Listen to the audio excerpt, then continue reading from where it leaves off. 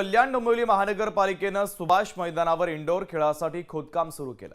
शासनाच्या खेलो इंडिया उपक्रमातून निधी प्राप्त करून घेत काम सुरू करण्यात आलंय। मात्र या उपक्रमामुळे सुभाष मैदानाची जागा कमी होणार असल्याने क्रिकेट प्रेमींनी कडाडून विरोध केलाय। क्रिकेट प्रेमींचा पालिका अधिकाऱ्यांची भेट घेऊन सुभाष मैदानात हा प्रकल्प होऊ देणार नाही असा इशारा मनसेचे जिल्हाध्यक्ष उल्हास भोईर यांनी केडीएमसी प्रशासनाला दिलेला आहे।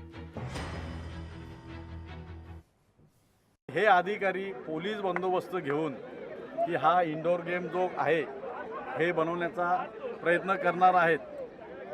पण मी आपल्या माध्यमातून सांगू इच्छितो, जर दादागिरी करण्याचा प्रयत्न केला तर आम्ही सुद्धा ईट का जवाब पत्थर से देणार। हा खाट घातले महापालिकेच्या अधिकाऱ्यांनी, यांना इंडोर गेमचे काही मतलब नाही, काही की यांना नाही, यांना जे 7.5 करोड रुपये आलेले आहेत, यांना जो मलिंदा मिळणार आहे, कमिशन मिळणार, टक्केवारी मिळणार आहे, ह्याच्यासाठी हे जबरदस्ती येतात आणि ही जबरदस्ती महाराष्ट्र नवनिर्माण सेना सहन केली जाणार नाही।